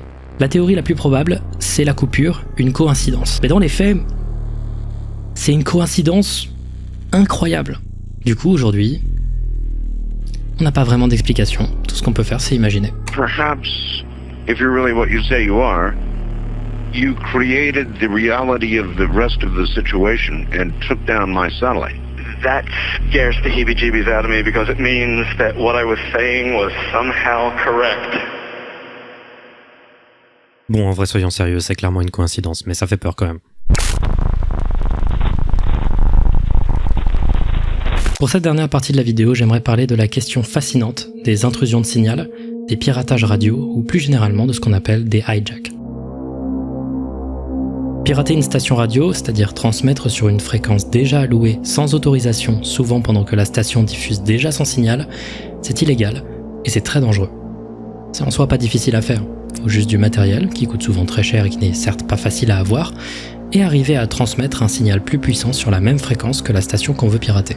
Ce signal plus puissant va prendre le dessus sur le premier et causer un changement de l'information audio reçue par les auditeurs. Car oui, en soi, aucune loi t'interdit d'émettre sur certaines fréquences. La vraie chose qui définit si t'es dans l'illégalité ou pas, c'est la puissance de ton émetteur. Si ton signal dépasse les dizaines de mètres, ça commence à devenir un vrai problème. Il existe également des niveaux de puissance maximale à ne pas dépasser pour les radios FM, ainsi les pirates dépassant cette puissance sont directement dans l'illégalité. Il existe d'autres manières de s'introduire sur la fréquence de quelqu'un, genre par exemple arriver à s'introduire dans un centre de transmission ou de relais pour subrepticement changer l'information transmise, et plein d'autres systèmes qui te mettent en très grave danger si on te chope. Il y a des gens qui considèrent que seule cette manière, c'est-à-dire se rendre dans des centres d'émission et d'utiliser leurs émetteurs pour transmettre une autre information, c'est un cas de hijack et pas les autres, mais moi je vais regrouper tout. Je considère un piratage radio plutôt comme une usurpation d'une station, se faire passer pour une station pour diffuser une autre information. Trianguler une fréquence radio prend peu de temps. Donc le risque, plus la rapidité et la finesse de l'exécution, fait que je trouve les hijacks fascinants, aussi bien en termes de prouesse technique que du mystère qui s'ensuit. C'est rare qu'un pirate soit chopé, car souvent ils sont bons et ils savent ce qu'ils font. On va commencer avec quelques cas isolés de piratage dont on va parler assez vite, parce que je fais cette partie surtout pour le dernier sujet que je trouve assez fascinant. Les piratages radio sont des anecdotes racontées de manière très simple. Un truc a été piraté, on n'a pas trouvé les pirates. Point. On peut néanmoins se poser la question de pourquoi on pourrait vouloir pirater une radio. Et la raison numéro 1, c'est la politique.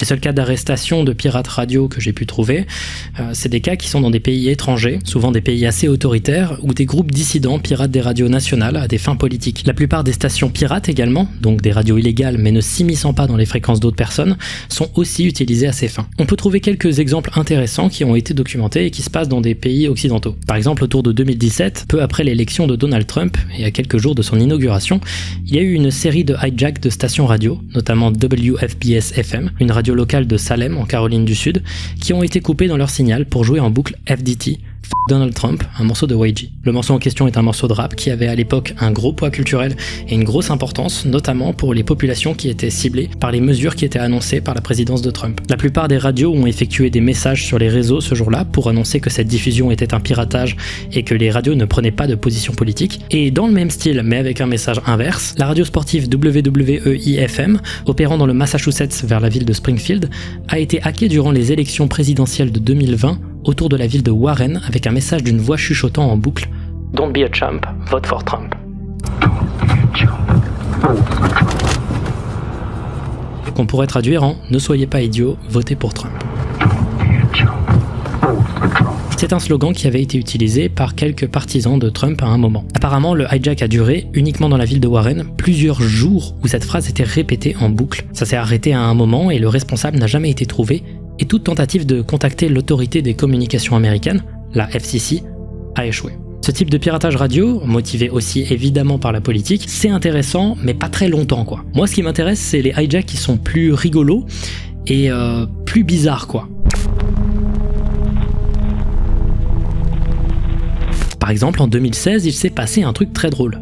Il y a une bande de pirates radio qui utilisaient Internet et qui sont tombés sur des sites comme, à l'époque, Shodan ou Opentopia. Des sites terrifiants répertoriant des flux de streaming vidéo continus mal sécurisés qui permettaient à tout le monde d'aller regarder des webcams, des babycams, des caméras de surveillance privées et ce en toute légalité, dû au manque de sécurité de certains systèmes vidéo. Et ben, ces pirates, en utilisant Shodan, ont trouvé, sans qu'on sache trop vraiment pourquoi, une brèche de sécurité dans des systèmes envoyant de l'audio sans fil à des transmetteurs radio.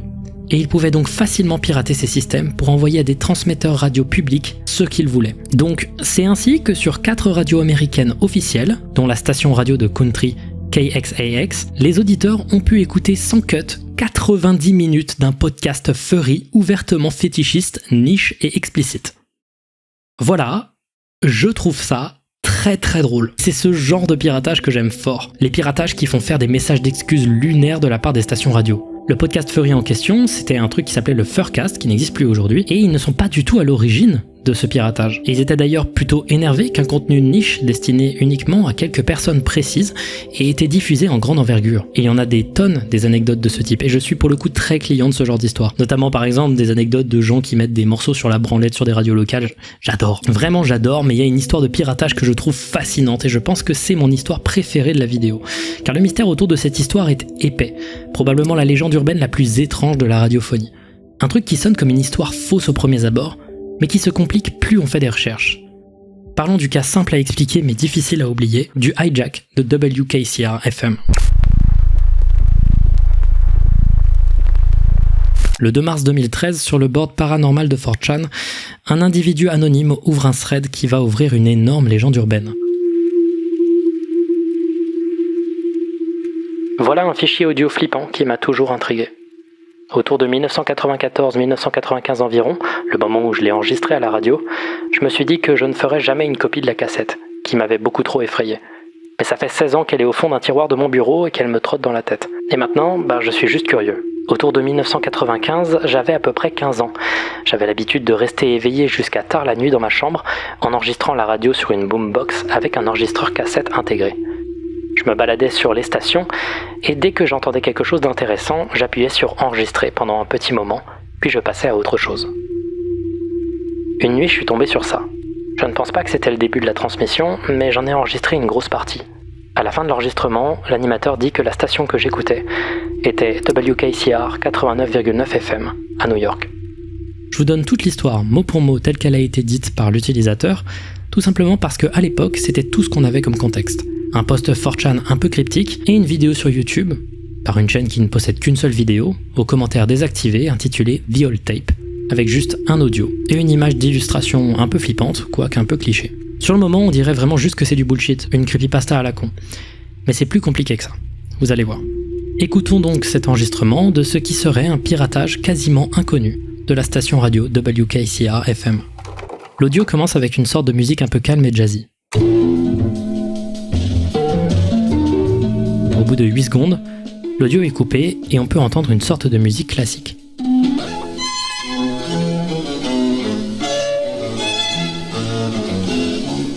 Puis il se passe ça.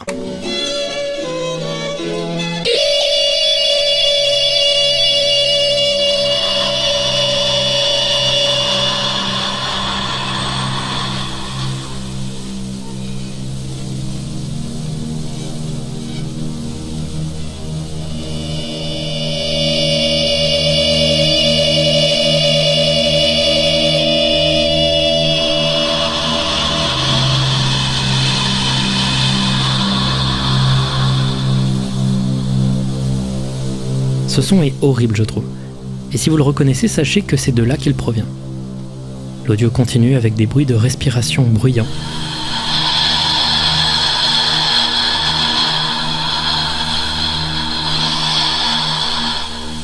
Avec en fond toujours cette musique classique écrasée par le signal.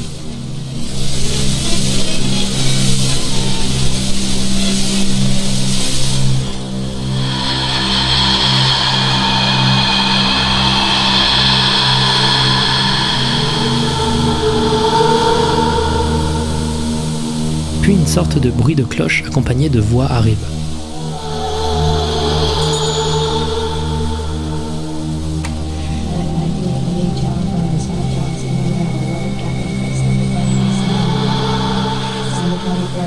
La voix semble lister, quand elle est audible, des avis de décès de différentes personnes, semblant complètement aléatoires.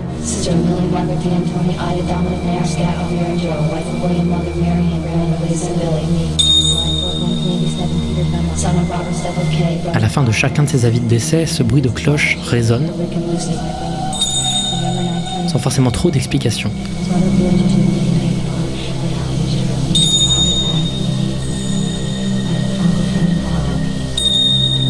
Au fur et à mesure de la diffusion, la voix devient de plus en plus basse.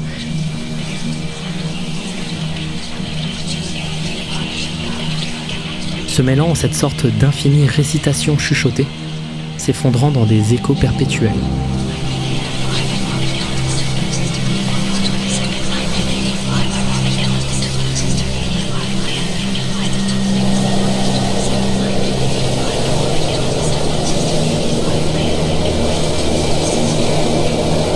Puis... You're tuned to WKCR-FM New York, 89.9 on your dial. Colombian music is running a little late. It will be starting in a few minutes. Alors quand j'ai écouté cet enregistrement pour la première fois, je me souviens que c'était en 2015, et ça a eu beaucoup d'effets sur moi. Quand je l'écoute, encore aujourd'hui, je me sens assez mal à l'aise. y a quelque chose dans le grincement de la voix puis le mélange de voix basse qui a beaucoup d'effet sur moi. Ces chuchotements constants, cet obituaire, c'est vraiment terrifiant. Mais maintenant, qu'est-ce qu'Internet a fait avec ça ? D'abord, l'enregistrement de base a pas mal tourné sur Internet et s'est décliné en plusieurs re-uploads. Le post original de 4chan a été archivé, c'est pour ça que j'ai pu vous le lire, et dès le premier post, les gens ne croyaient pas en cet enregistrement. Plusieurs arguments vont en la défaveur de celui-ci, notamment par exemple la qualité audio. En effet, selon certaines personnes, l'enregistrement est de trop bonne qualité pour avoir pu être fait sur cassette en 1990, quand on voit la qualité qu'elle pouvait avoir dans les systèmes de distribution classiques. D'autres disent que l'enregistrement a quand même pas mal de bol de commencer pile au moment où l'événement flippant a lieu. On n'a jamais eu de photo de la cassette en question, la personne derrière l'histoire ne s'exprime pas vraiment sur celle-ci, on dirait vraiment juste une creepypasta. Sauf que les gens ont continué à creuser. D'abord, analysons l'enregistrement lui-même. Les 2 premiers morceaux de musique qu'on entend, ils ont été retrouvés après un long moment. Le premier qu'on entend, c'est un extrait de Dippin' the Biscuits in the Soup de Billy Cobham sur l'album The Traveler.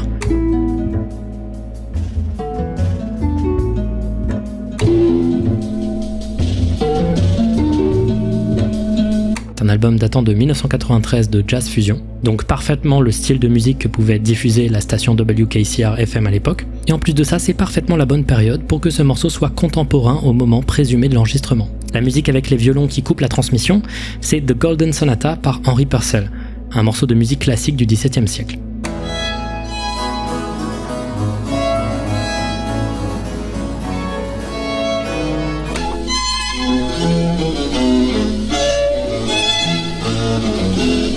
Ok, maintenant qu'est-ce que la voix raconte ? J'ai eu du mal à déchiffrer ce qu'elle disait. Heureusement, quelques blogs se sont attelés à la tâche et ont permis de déchiffrer une partie de ce qu'elles disent. Les gens hésitent encore beaucoup sur des détails, c'est très difficile à déchiffrer, mais ce seraient des obituaires, donc des avis de décès, comme j'ai dit précédemment. Et ces avis de décès ne semblent avoir rien à voir les uns avec les autres.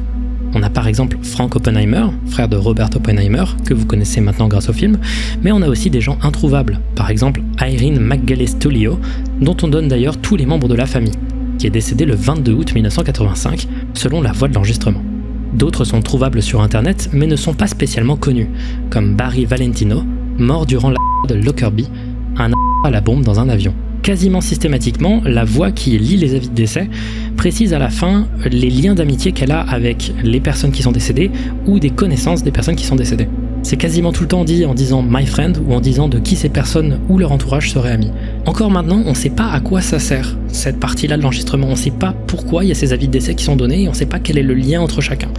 Et ça serait encore beaucoup plus pratique de savoir juste ce qui est dit à l'intérieur de l'enregistrement, parce que personne n'arrive à vraiment déchiffrer l'intégralité des voix. J'ai trouvé en cherchant une seule théorie qui semble trouver un lien entre ces noms.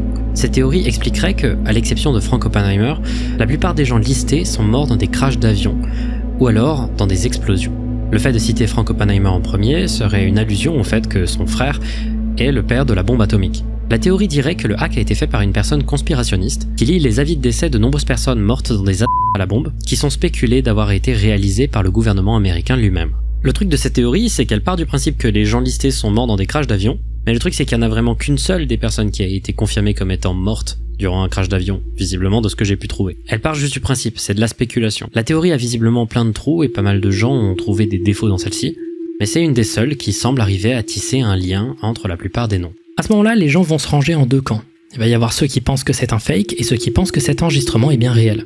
Et ce deuxième camp va être responsable de beaucoup de déformations de l'info au cours du temps. Par exemple, rien dans l'enregistrement semble indiquer que ce qu'on écoute, c'est un piratage radio. C'est une rumeur qui est extrêmement présente sur Internet, mais mis à part le signal qui semble couper, la musique qui coupe vers une autre musique, rien n'indique que c'est un piratage. Et il y a même des trucs qui vont dans le sens inverse. Par exemple, la voix qui arrive à la fin. You're tuned to WKCR FM New York, 89.9 on your dial. Colombian music is running a little late. It will be starting in a few minutes. C'est particulier, normalement quand tu arrives à avoir le signal à nouveau, tu essayes d'expliquer qu'il s'est passé quelque chose d'étrange plutôt que de faire comme si de rien n'était. Mais après on parle ici de WKCR FM. WKCR FM, comme je l'ai dit en début de vidéo, quand on a parlé du Crying Radio Man, c'est une station radio qui a de l'histoire, mais c'est aussi une radio universitaire. Les radios universitaires aux US ont beaucoup plus de poids que dans les pays francophones, elles ont vraiment beaucoup de gens qui les écoutent et ça peut parfois devenir des mastodontes de la diffusion hertzienne. Par contre, c'est des programmes expérimentaux souvent, et ça a souvent un regard frais et se foutant un peu des règles. Donc du coup, si c'était fait pirater, ils auraient aussi pu jouer le jeu. Mais soyons réalistes, si c'est une radio expérimentale, ça peut aussi être juste une diffusion de la radio qui fait un peu une sorte de blague aux auditeurs. Quand j'ai lu tout ça, je me suis demandé si je pouvais contacter le gars qui avait créé la vidéo sur YouTube et qui avait fait le post sur 4chan. Ce mec se surnomme sur internet Ravenmouth. J'ai cherché sur internet et je suis tombé sur très peu de trucs. Un des seuls trucs sur lesquels je suis tombé, c'est sur un compte Reddit du même nom qui a posté une histoire creepypasta sur le sujet de la cassette sur le subreddit No Sleep. Un subreddit dédié à poster des histoires d'horreur fictives au format creepypasta. L'histoire qu'il poste a un twist à la fin bien ridicule, où la voix de la femme se met à dire le nom de l'auteur, indiquant donc sa mort certaine. J'avais l'impression qu'il avait un peu créé une sorte de mythe autour d'un enregistrement qu'il avait créé de toutes pièces, et qu'après il est parti, voulant créer une creepypasta à une époque où celle-ci se propageait énormément. Sauf qu'il s'est passé quelque chose. En effet, j'ai essayé de trouver un moyen de le contacter. Je ne vais pas dire comment j'ai fait, parce que je pense que le mec veut peut-être être tranquille, mais j'ai trouvé comment le contacter. Et j'ai aussi trouvé que j'étais pas le premier à l'avoir contacté. Il y avait aussi le youtubeur Scare Theater. Scare Theater, c'est une des plus grosses inspirations de ma chaîne, avec plein d'autres chaînes YouTube américaines. Et j'aime pas trop, depuis genre 4-5 ans, regarder des vidéos de youtubeurs américains qui traitent des mêmes sujets que je m'apprête à traiter en vidéo. Mais cette vidéo-là, elle est pratique pour parler de ce cas. Parce que Scare Theater a réussi à trouver 2 informations qui ont complètement retourné la perception que j'avais de cette histoire et qui sont trouvables nulle part d'autre sur internet. Il a contacté d'abord Ravenmouth en lui demandant si l'enregistrement de la cassette était réel et s'il avait faké pour faire une histoire creepypasta sur Reddit. Il va répondre qu'il voulait en effet à la base créer une sorte de lore, une sorte d'ARG autour de cette cassette car il était fan d'horreur et trouvait ça intéressant. Puis il a fini par ne pas le faire, se contentant d'une petite histoire sur le subreddit No Sleep. Par contre, il va ensuite expliquer qu'il a bel et bien enregistré ça à la période dont il avait parlé et que, en soi, son histoire sur 4chan qu'il a postée est entièrement vraie. Il explique même qu'il est toujours terrifié par l'enregistrement présent sur cette cassette et qu'il la possède toujours et qu'elle est juste stockée quelque part dans ses affaires. À la base, il a posté cet enregistrement sur internet juste pour savoir de quoi celui-ci pouvait s'agir. Comme tout le monde, encore aujourd'hui, il est troublé par ce qu'il a pu entendre. Et il ne sait pas mieux que nous ce qui s'est passé. Il met également en valeur un autre détail qu'il avait déjà dit avant dans son premier post, c'est que cet enregistrement n'est probablement pas complet et qu'il est probablement arrivé au milieu d'une transmission. Donc s'il dit vrai que les événements qu'il a enregistrés se sont bel et bien passés à la radio, il existe quelque part peut-être une autre partie de cette transmission étrange. Maintenant, l'autre info que Scare Theater a et que personne d'autre n'a, c'est qu'il a aussi essayé de contacter WKCR FM, la station radio qui aurait été piratée. Et à l'opposé de ce que moi j'ai réussi à avoir, lui il a réussi à avoir une réponse. Dans celle-ci, il confirme bel et bien que ce qu'on entend dans l'enregistrement a été transmis sur leur station. Il ne pense pas qu'il s'agit d'un piratage, mais il pense par contre que c'est un présentateur radio qui a voulu faire une blague très tard la nuit. Oui, vous avez bien entendu, c'est vrai. Cet enregistrement est vrai. Donc c'est probablement pas un piratage, mais c'est vrai, ça a vraiment été transmis. Et en vrai, ça paraît être la théorie la plus probable. Beaucoup de gens, en réaction à l'enregistrement de cette cassette, ont dit sur Reddit que eux-mêmes, quand ils animaient des stations universitaires, ils pouvaient s'amuser à faire des blagues du même style, pour essayer de faire peur aux gens à des horaires très tard la nuit. Sauf que moi, du coup, j'aimerais savoir qui a fait ça. Si Ravenmouth a des informations en plus qu'il n'a pas dit sur internet, j'aimerais avoir des images de cette cassette. Et c'est largement possible que cet enregistrement ait pu être transmis. Mais qui est responsable de cette étrange coupure? Et quelle était la motivation? Moi, c'est ça qui m'intéresse. Et vous allez probablement être frustré, mais c'est sur ça que je vais vous laisser. Actuellement, je suis en conversation depuis quelques temps avec Ravenmouth par mail. Je lui ai posé une grosse série de questions, mais celui-ci n'a pas eu le temps de répondre. Il est en plein déménagement, il a une famille, il est plutôt âgé comme on a pu voir avec ses posts, et je lui laisse donc tout son temps pour répondre à mes questions. Je vous tiendrai au courant de si j'ai la moindre réponse, peut-être dans une vidéo suivante ou alors sur mes réseaux sociaux, et j'espère pouvoir avoir plus d'informations sur d'autres enregistrements qu'il aurait pu réaliser, sur qui il est. Et pour l'instant, la seule information nouvelle que j'ai, c'est qu'il s'appelle Mark. La révélation que cet enregistrement n'était pas un hoax m'a pas mal retourné le cerveau. Ça a pas mal remis en question cette histoire que je connais depuis des années.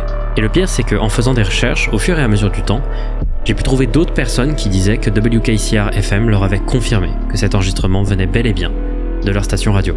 Et moi, j'adore ça, et je sais que vous aimez ça un peu moins. Mais c'est sur ça que je vais vous laisser. Un mystère irrésolu, dont j'espère, dans le futur, pouvoir élucider certaines zones d'ombre.